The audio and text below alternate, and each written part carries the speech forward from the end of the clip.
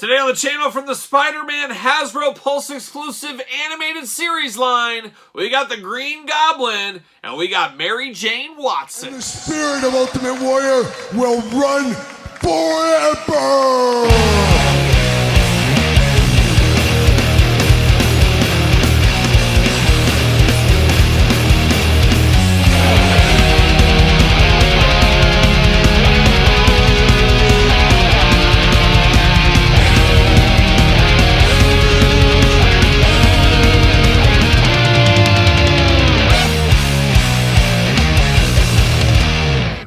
Welcome everyone, Kyle here, and welcome back to the channel for another Marvel Legends unboxing and review. And today on the channel we got the Hasbro Pulse Mary Jane and Green Goblin Animated Series 2-pack. But for all your non-Hasbro Pulse exclusive needs, make sure you're hitting up Entertainment Earth. Use discount code KYLE, save yourself 10% on all in-stock items. Anything over $79 does ship free. But today we're back to the VHS collection that started with the X-Men animated series that has worked their way into the Spider-Man animated series. The yin and yang of great Fox Kids cartoons back on a Saturday morning back in the day.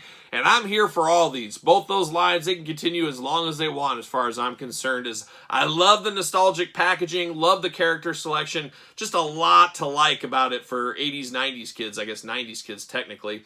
A lot to like here, and it's always funny, I've said it in other reviews of these ones in the past, that it's crazy how people get so worked up about plastic-free packaging. I get it, I understand it too, but nobody complains about these things. So that really does tell you plastic-free packaging is great, but it doesn't always have to be plastic-free, especially when you get stuff like this. So always a cool dynamic to talk about. But we're of course going to do this review like we do all the other reviews on the channel. We're going to take a look at the packaging, we're going to talk about it, we're going to unbox it, we're going to talk about it, we're going to see where it goes from there. So without further ado, let's see what old Mary Jane and the Green Goblin are up to right here. VHS style packaging, gets you in all the feels right there. Very nostalgic packaging looking here with the VHS style packaging design. Green Goblin, Mary Jane Watson, looks like two VHS tapes going on. On the front, Green Goblin looking good, looking sinister. He's got that pumpkin he's throwing right there. On the side, you get a little bit, so you can display, I guess, either side. But this is the way I display them, looking like this. Have them all lined up with Spider-Man and X-Men together. Then on the back, get a bunch of jibber-jabber down at the bottom. Of course, you got the UPC down there and two little glamour shots, Spider-Man logo. When I think of a Spider-Man logo, that is the logo I think of, a very classic logo at the end of the day. At least for me, it is. So there we go. Pull all the stuff out. Oh, we got a little bit of this and that. Of course, I keep these, so it's going to be the gentle. Off to the side, the gentle, see you later, goodbye. Spider-Man style, how fitting. Bam, see you later, goodbye. All right, what do we got in here? What do we got in our first little baggie?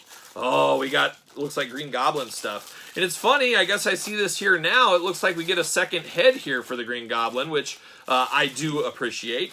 Can I get this open? What is going on here? There we go. There we go. All right. Just took a while. Just took a while. Bam! See you later. Goodbye. I do appreciate a Norman Osborn head here. I forgot. And that's what we always say is we get these things solicited, we go up for pre-order, and then you kind of forget about them until they arrive here at the table. So, man, I'm here for that. I'm here for this, and we'll dive into it as we usually do. There we go. Cardboard. Nothing else. See you later. Goodbye. The old glider there. A little bit of this, a little bit of that. Old Mary Jane, she's the low accessory one here. See you later, goodbye. Mary Jane, come out of the package there. Bam, see you later, goodbye. And these look like Mary Jane's extra hands. We get two hands for Mary Jane. Mary Jane, give me a hand. Bam, see you later off the screen. And the final piece of the puzzle, the Green Goblin going on. We're going to, of course, do ladies first, as we usually do here on the channel. Bam, see you later off the screen. There it goes. All right, let's dive into old Mary Jane Watson. Oh, watch out, Tiger. We got her here. So she does have an open hand and a fisted hand. Mary Jane, she's not going to take these things laying down. She's going to fight. She's going to throw some fists if she needs to.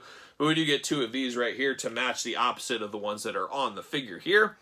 Very, very pale skin tone.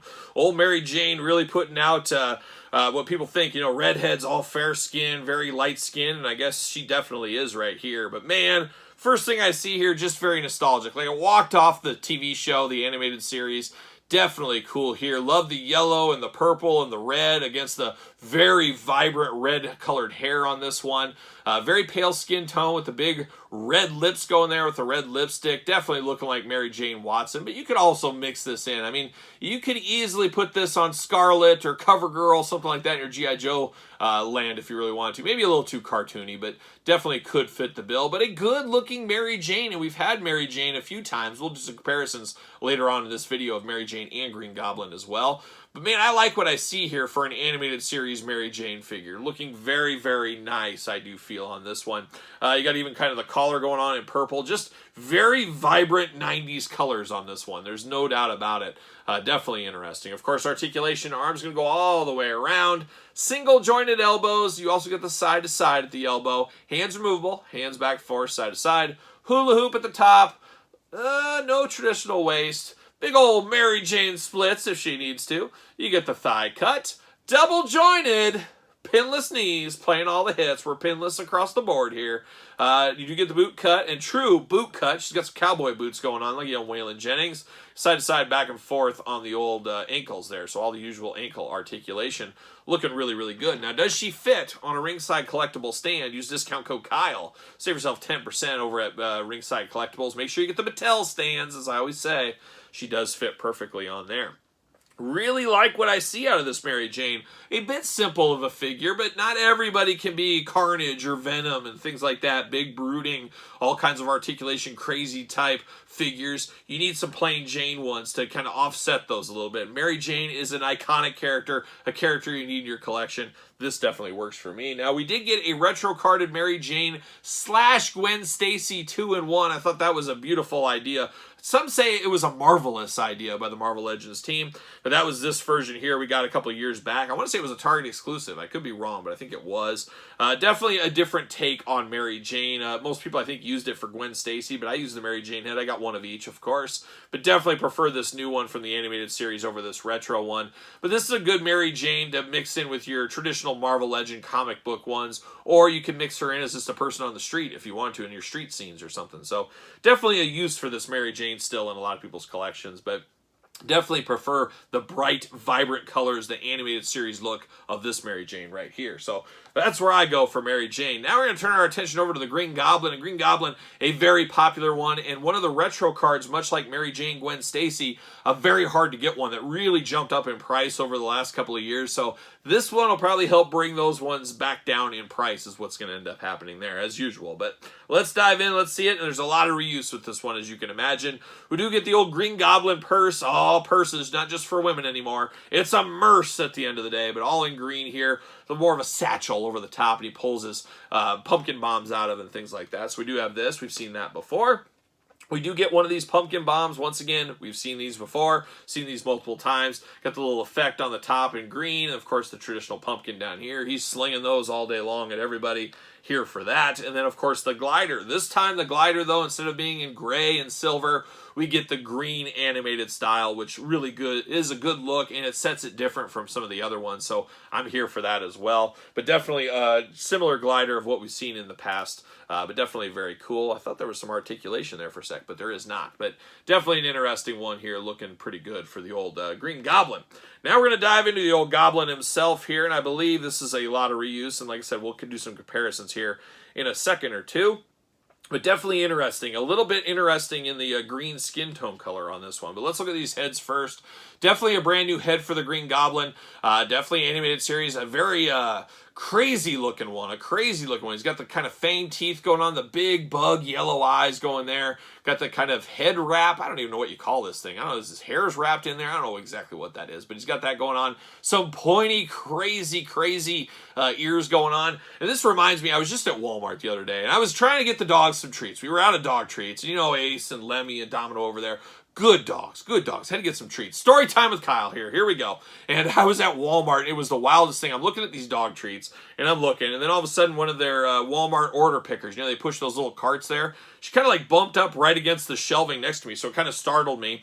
And I looked over, and this person was dressed 100% as an elf. I looked over and I like did a big double take, but they had the big wizard kind of robe going on in green, had elf ears, and now I'm not sure if they were real elf ears or they're prosthetics or they got plastic surgery. I'm not sure exactly what was going on, but they were dressed like, it almost looked like Gandalf. I felt like it was Gandalf with some big old elf ears going there, but then they had the blue Walmart vest thing over the top while they're picking orders.